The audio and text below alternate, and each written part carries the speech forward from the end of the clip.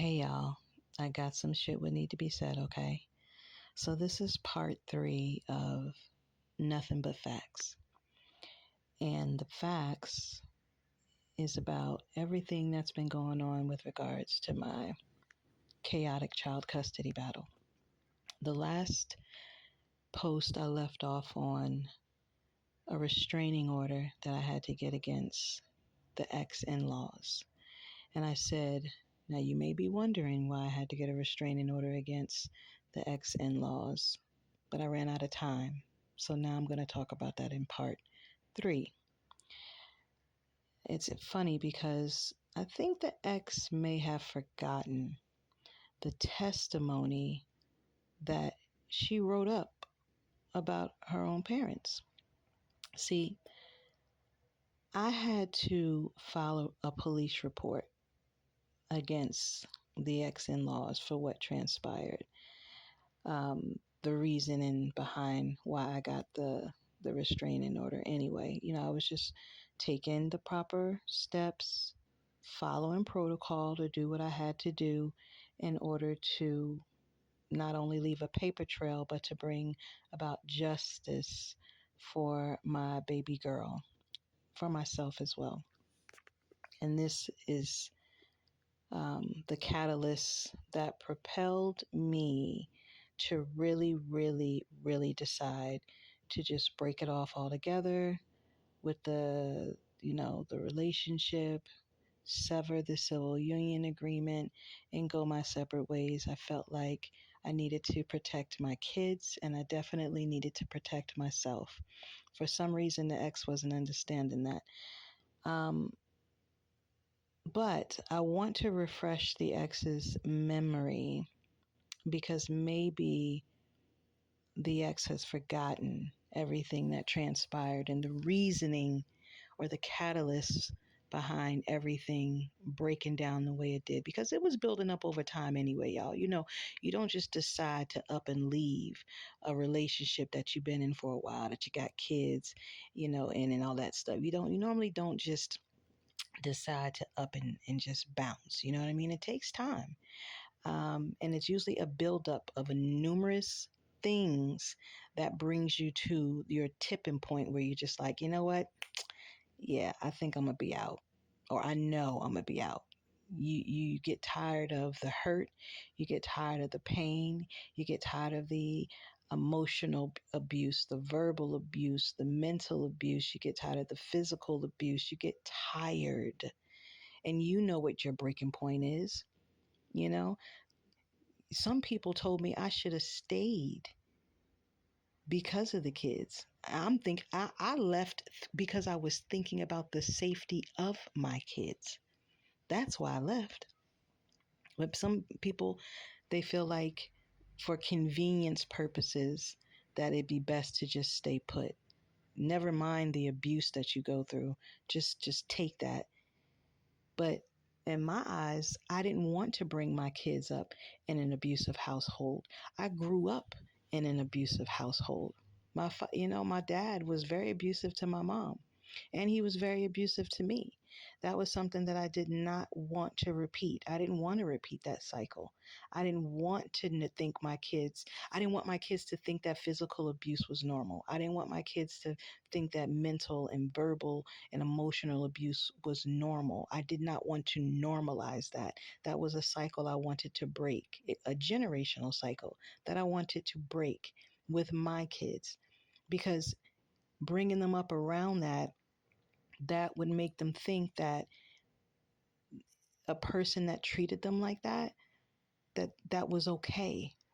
And it's not okay. I wanted my kids to know what healthy, unconditional love looks like. I want my kids to have true happiness. I wanted to do better with my kids than what was done with me.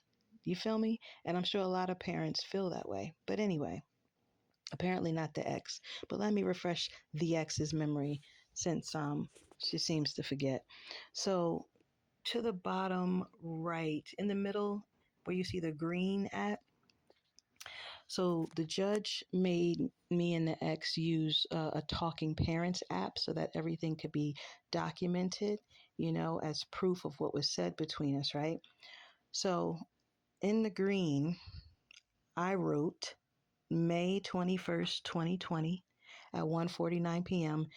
It's called protecting the children since you still refuse to put in the stipulation that you'll keep the kids away from your abusive family.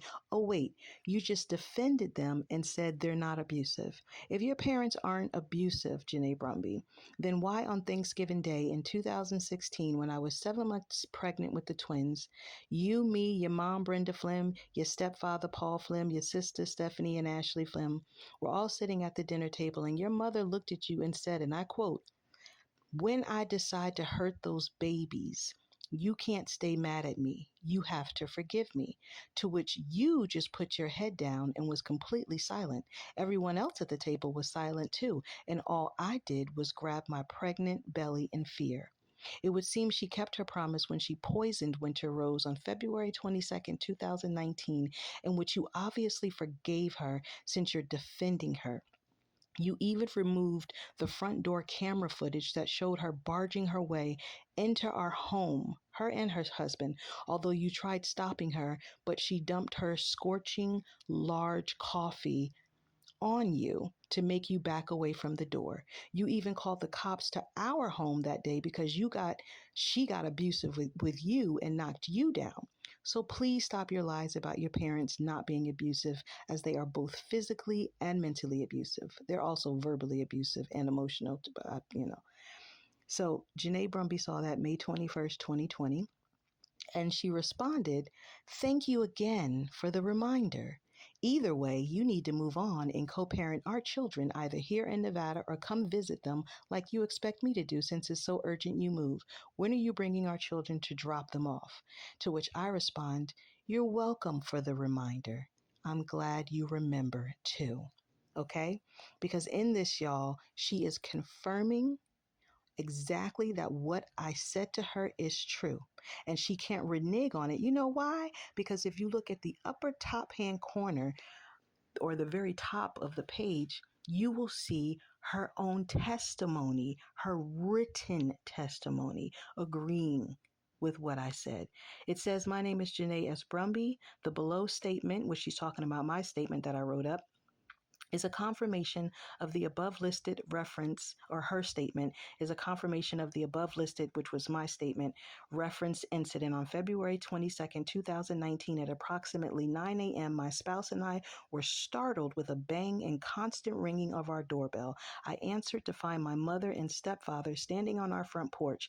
I quickly recognized that my mother was in an aggressive and angry mood. Based on recent and very direct conversations I had with my mother about space, behavior, and disrespect that she brings, that she could no longer come to my home or be near my family if she has that approach. So when I saw her demeanor, I asked them to adjust attitude or leave. My mother then became angry that I wouldn't let her pass and poured her hot coffee on me, causing me to back up and flinch. She proceeded into my house being verbally abusive and threatening. We both were shouting and arguing. During this time, I constantly asked them to leave our home. Finally, my mother became, I don't know what that says, became physical, okay? Physical, and pushed me down. She's talking about her mother. I then called the police. My parents went upstairs against being told to leave. And when I saw them, one of my children's room, I again demanded them to leave.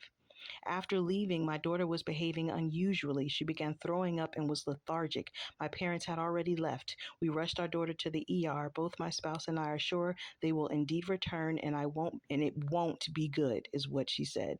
My stepfather never once attempted to de-escalate the situation. And at the bottom, she printed her name, she signatured her name, and dated March 14th, 2019. Okay?